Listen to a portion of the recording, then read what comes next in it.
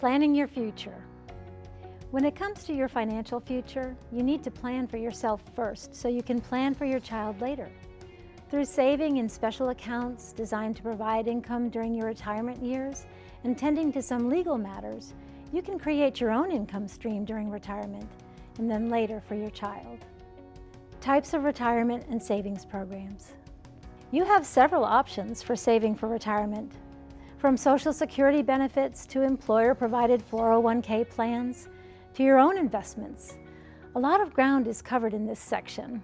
Yet understanding all of your retirement savings and retirement income options may inspire you to either start saving or save even more. Social Security. If you pay into the Social Security system as a wage earner, you will receive some of the money you need to retire. Social Security is not intended to provide all of your retirement income needs. How much of a retirement benefit you receive from Social Security depends on how much and how long you paid into the system through payroll deductions.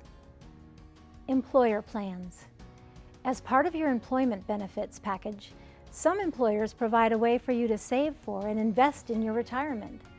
The money you save or invest in employer retirement plans accumulates tax-free until you retire and begin withdrawing money from the plan. The most common employer retirement plans offered are called defined contribution plans. For this type of retirement plan, you contribute a fixed amount, the defined contribution, which is usually a percentage of your income.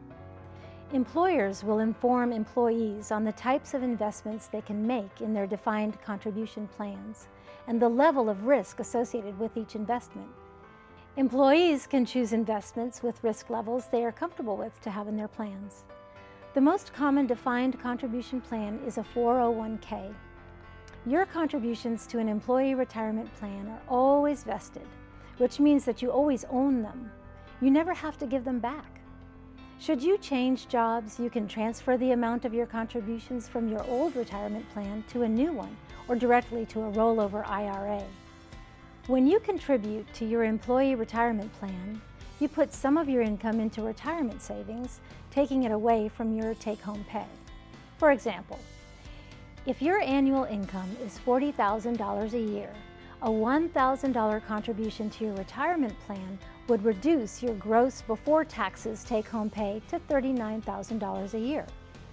If you withdraw money from your defined contribution plan before 59 years of age, which is the earliest age you may withdraw, you will pay a 10% penalty fee on the amount of the early withdrawal in addition to income tax on the withdrawn amount.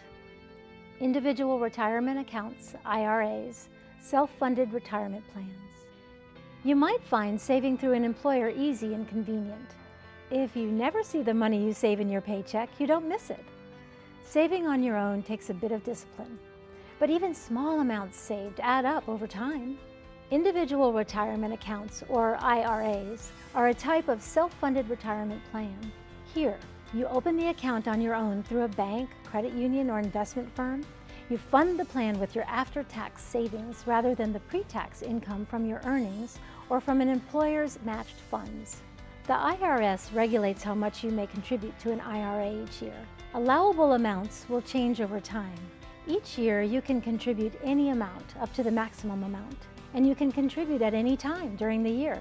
As with employee retirement plans, if you make a withdrawal from an IRA before the age of 59 and a half, you'll pay twice. Once with a 10% early withdrawal penalty, and then again with federal and state income taxes on the amount withdrawn. Personal investments and savings. The more you can save for the future, the more financially secure it will be for you and your child. Many financial advisors suggest investing your personal savings in stocks, bonds, or mutual funds for long-term financial goals. What you decide to invest in depends on an assessment of what your financial needs will be at retirement and your willingness for risk. Speak with a trusted financial advisor for help in selecting appropriate investments for the personal savings you'd like to use for retirement.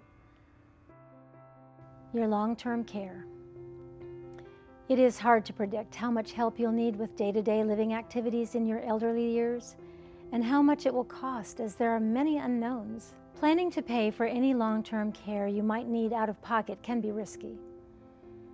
Its cost may turn out to be far more expensive than you expected.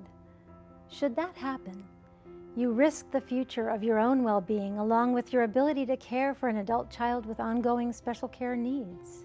Long-term care insurance policies offer many benefits that assist the elderly with activities of daily living. Long-term care options include coverage for in-home care, assisted living, hospice care, and nursing home care. Speak with a trusted financial advisor on whether purchasing long-term care insurance is right for you. Why purchase long-term care insurance? Did you know that Medicare does not pay long-term care expenses associated with day-to-day living activities? Medicare is a form of government health care assistance that covers some hospital, medical, and prescription drug expenses, but not expenses associated with long-term daily living activities. Long-term care insurance does. Another consideration is whether a child of yours without disabilities may take on the role of caregiver of your child with special needs. If that occurs, your child caregiver may not be available to tend to your needs during your elder years. Along with protecting your well-being and potentially your child's well-being, long-term care insurance help you also protect and retain your assets that you need to support yourself, your spouse if applicable, and your child's additional needs. What assets remain after you die can be passed on to heirs and to your child's special needs trust.